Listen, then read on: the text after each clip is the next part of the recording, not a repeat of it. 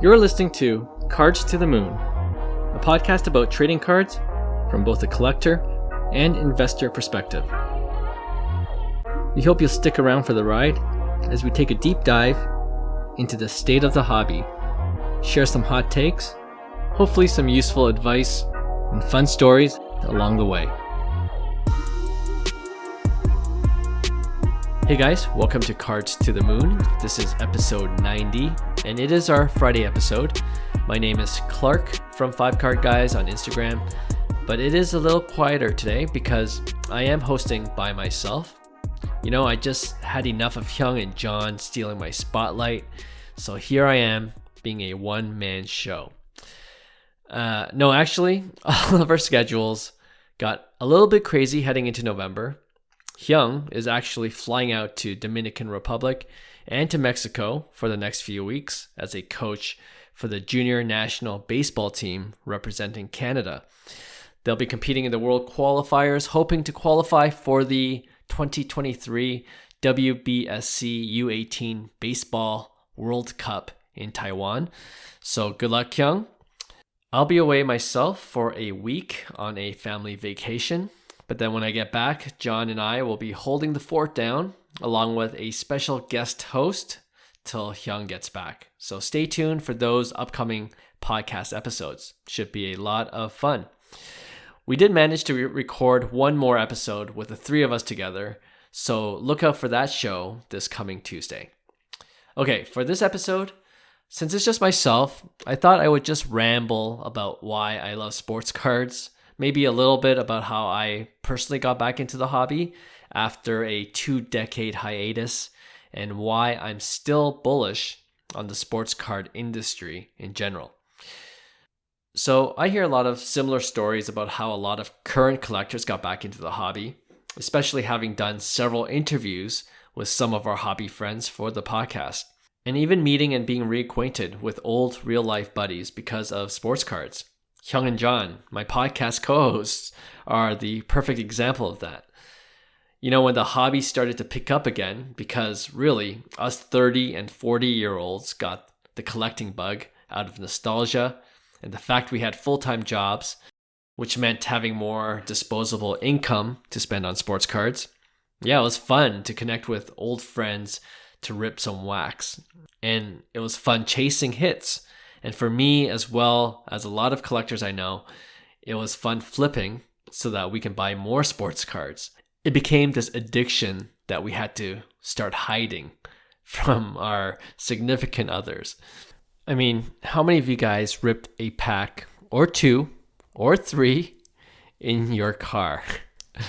So anyway, maybe 5 or 6 years ago now, I got together with 4 of my other friends from church who also liked to collect. And I thought maybe we could start up a website just writing about sports cards. You know, like top rookie cards of our favorite players, investment strategies, listing cool products and hits that we come across on eBay. So the 5 of us started FiveCardGuys.com. Now, long story short, the other 4 guys kind of lost interest over time, probably when they saw how much money they were spending on sports cards. And the fact, you know, that they weren't writers either, it was probably hard for them to contribute to the blog regularly, which I totally understand. But for me, I mentioned this a few times in past podcast episodes, but being a journalist for, I want to say, probably at least 15 years, working at a newspaper as a reporter and then a managing editor, writing is my thing. So now I just run FiveCardGuys alone. I left journalism actually a few years ago, mainly because the newspaper industry was dying, unfortunately, and I pivoted to digital and social media marketing. That's when I started to really ramp up FiveCardGuys on various social media channels, first on Twitter and Facebook, of course.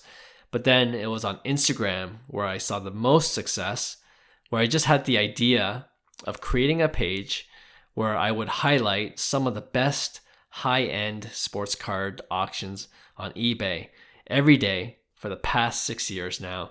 And it just got good traction. I love curating my daily auctions page, which is the link in bio on my Instagram page, and just gawking at some of these ridiculous, amazing cards. Now, of course, it's evolved with more of our podcast content, which we post on both FiveCardGuys and Cards to the Moon, which has its own dedicated Instagram page. And I'm a stats geek, so I like to see trends using Card Ladder, which I think is an amazing tool. And then, I make quick IG reels or TikToks to show things like how much a card has increased or decreased in value over the last few years. One of the more popular series I've been putting out lately is the one I call Prospecting is Hard, where you just see how much some of these prospect and rookie cards go for with all the initial hype, and how much many of them have fallen in value when they don't reach their potential. That said, I still personally love prospecting because there's always that chance you'll really hit with one player, and if you sell at the right time, that could be a nice windfall for you. But honestly, I also like prospecting because I'm a big sports guy and I like to root for the player. I just picked up, whether it's their rookie card or whether they're on my fantasy team. Just kind of makes watching sports a little more fun. And it's probably the gambler in me, I guess. But I think a lot of collectors feel the same way. Now, how I got into podcasting is that through a mutual friend, I reconnected with Hyung and John. He introduced me to their sports card WhatsApp group, and the three of us quickly realized we talk a lot about sports cards. So Hyung initially suggested the idea of starting a podcast, and I was in immediately. I kind of missed that about journalism, where I could just interview people or have a conversation about really any topic just for a good story. And now, almost a year and a half later, we're still recording new episodes every Tuesday. And all you loyal listeners know we added a second show every other Friday just because the positive feedback has been tremendous. We met some new hobby friends who come onto the pod, like Chris Costa, who was our first interview guest. He opened Card Vault, which is doing amazing, I hear. Leon Cho, Brian Dennison, Scotty B, two-time guest host, Will Chong, who runs a LCS here in Toronto, Refractor Jones, and Nazim Huda we just had last week. The list goes on and on. And we're definitely looking forward to connecting with even more fellow collectors to hear their stories as we grow our podcast. And besides meeting new people, one of the main reasons we started the podcast was that we know the hobby can always improve, which is why we always have our hobby headlines segment, where we try to dive deeper into relevant hobby issues or discuss just the latest hobby news. So that's been fun, and that's why we don't ever worry about not having new topics to discuss for each show, because there's always something going on in the hobby, like backyard breaks, which I'm not going to get into right now. Maybe when Hyung and John return, we'll dive deeper into that.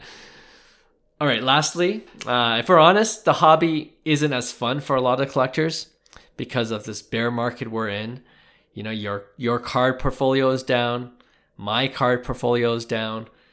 My Aaron Judge Bowman Chrome Refractor Auto card that's going up on Golden this week probably already lost a ton of value because freaking Judge is in the biggest playoff slump right now, and the Yankees are on the brink of elimination. But I still think it's fun, man. The investor side of me is still there, don't get me wrong, but the collector side of me is coming out more during this bear market. I'm like salivating at some of the grail cards that I'm desperately trying to save up for while prices are this low. We've talked about it a lot on our pod. This might be one of those few chances to pick up some nice cards at a really good or decent value, in my opinion. I personally think once the economy picks up again, it can be maybe 2-3 years from now, so you'll have to be patient. But I think two things are going to happen. Some of these grail cards are going to start going up in value as we head out of a recession, and I believe collectors are going to be willing to spend more money again on cardboard. And two, I think with new technology and new companies coming into the hobby, investing a lot of their cash and and making collecting and investing in sports cards more appealing, that will invite more new collectors to come into the space. And when that happens, I'll still be here, still looking to buy cards for my PC, still looking to make that flip so I can invest in more Grail cards, all while trying to connect with my fellow collectors who are in it for the long haul. All right, that's it for me, guys. Thanks as always for listening to our podcast. And if you thought this long monologue just wasn't your thing, don't worry, guys.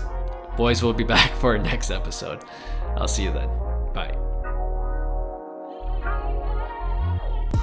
Hey, thanks for listening to Cards to the Moon. We'd really appreciate you subscribing to our podcast wherever you listen to your podcasts. And you can also connect with each of us on Instagram at FiveCardGuys, or you can follow Hyung at Integrity Sports Cards, or John at TradeU at Recess. You can also check us out at FiveCardGuys.com. Thanks again, and hope to connect soon.